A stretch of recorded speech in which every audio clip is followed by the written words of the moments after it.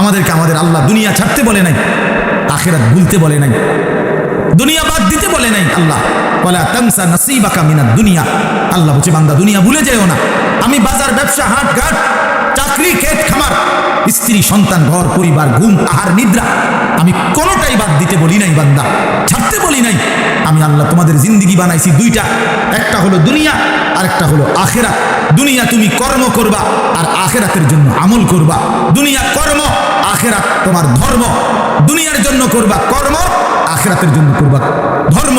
তো ধর্ম এবং কর্ম, কর্ম এবং ধর্ম মিলবে, তোমার গন্তব্য জান্নাতি হবে। তাইলে এখন হুজুর একটা আশ্চর্য সুন্দর কথা কইছে যে আল্লাহ বলছে বান্দা দুনিয়া তোমার কর্ম, আখিরাতের জন্য তোমার ধর্ম। কিন্তু আখিরাত লম্বা সময়, দুনিয়া স্বল্প সময়।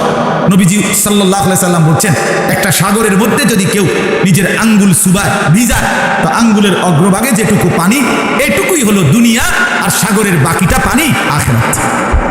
তাইলে আখিরাত লম্বা না দুনিয়া লম্বা বলেন? কিন্তু মজার বিষয় হলো লম্বা হলো আখিরাত, স্বল্প হইল দুনিয়া। কিন্তু আল্লাহ তাআলা আমার হায়াত, আমার সময় স্বল্প দুনিয়ার জন্যই দিয়েছেন বেশি, আর অনন্তকালের আখিরাতের জন্য আমল চাইছেন অল্প অল্প।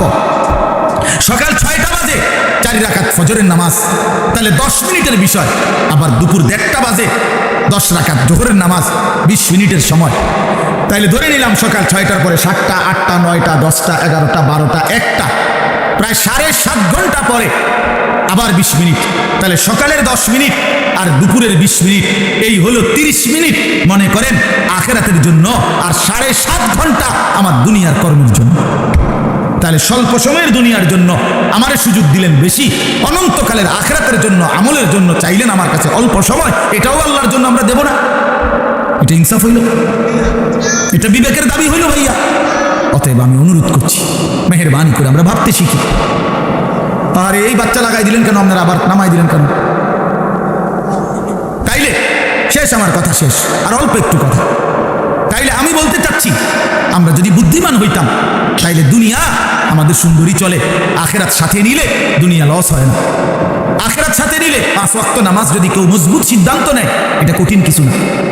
হালাল উপার্জনের কেউ সিদ্ধান্ত নিলে এটা কঠিন কিছু না। চরিত্র হেফাজতের সিদ্ধান্ত নিলে খোদার কসম এটা কিছুই না। আল্লাহ তাআলা হাদিসে কুদসিতে আছে, ওয়াদা দিছে, কেউ যদি আমি আল্লাহর ভয়ে চোখ হেফাজত করে, আমি তার দিলের মধ্যে ইমানের এমন স্বাদ দেব যে নগদ ইমানের মজা সে পাইতে থাকবে। খোদার কসম এটা হাদিস। মান তারাকাহা মাখাফাতি আবদালতুহু ঈমানান ইয়াজিদু হালাওয়াতাহু ফি কলবি। তাহলে গুনাহ ছেড়ে দিলে, আল্লাহকে মেনে নিলে, আল্লাহর ইবাদত করিলে খুব কঠিন কিছু না, খুব কঠিন কিছু না। এই জন্য প্রিয় ভাই আমার, বাপ আমার, এই শেষ বেলায় আমি এই অনুরোধটাই করতে চাই, আমরা যদি বুঝি আখিরাত আমাদের জিন্দেগি, পরকালের জন্যই আমাদের প্রস্তুতি।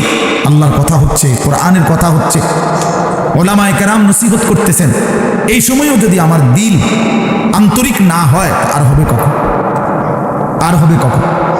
কোরআনুল কারীমের মধ্যে আছে, আল্লাহ তাআলা বলেন ফাবিআইয়ি হাদিসিন বা'দাহু ইউমিনুন। আল্লাহ তাআলা বলেন বান্দা এই কোরআনের চাইতে দামি আর কোন কথা বললে তুমি বিশ্বাস করতাম? তুমি বলো।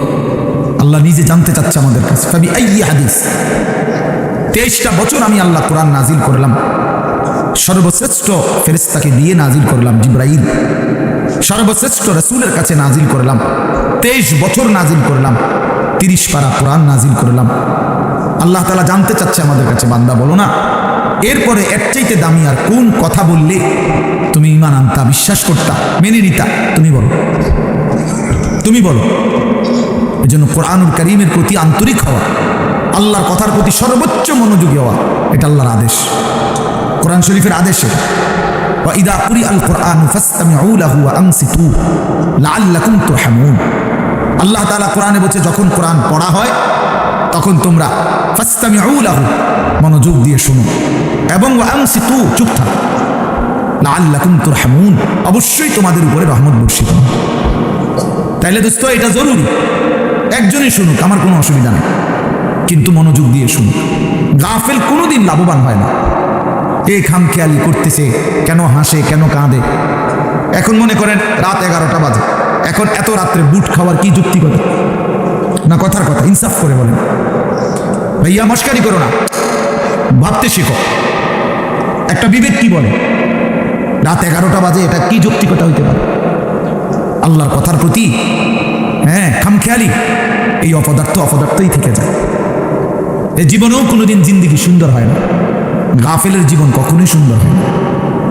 এই খামখেয়ালি আর অবহেলা। কোরআন শরীফে আছে, আল্লাহ তাআলা স্পষ্ট বলছেন, যত লোক জাহান্নামী হবে, সমস্ত জাহান্নামী ব্যক্তির একত্রিত পরিচয় আল্লাহ বলছেন উলাইকা হুমুল গাফিলুন, এরা মূলত গাফেল। এই জন্য ভাইয়া বুট বাদামও খাইও না। আমার কথা হলো অল্প সময় দিল দিয়ে আন্তরিকতা নিয়ে নিজের ভালো নিজের কল্যাণের জন্য আল্লাহর কথা শুনলে বরকত হবে। আল্লাহর কথা শুনলে বরকত হবে।